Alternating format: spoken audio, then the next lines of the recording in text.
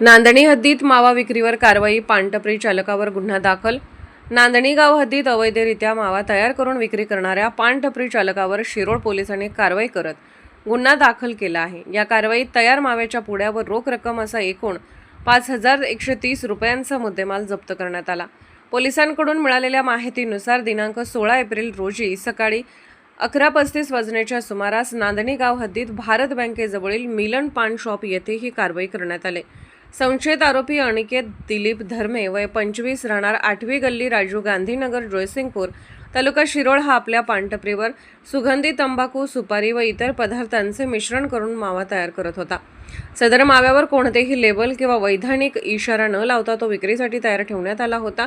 पोलिसांनी छापा टाकून 157 तयार माव्याच्या पुड्या असा 4,710 रुपयांचा मुद्देमाल तसेच 420 रुपये रोख रक्कम जप्त केले। असा 5,130 रुपयांचा मुद्देमाल जप्त केला आहे।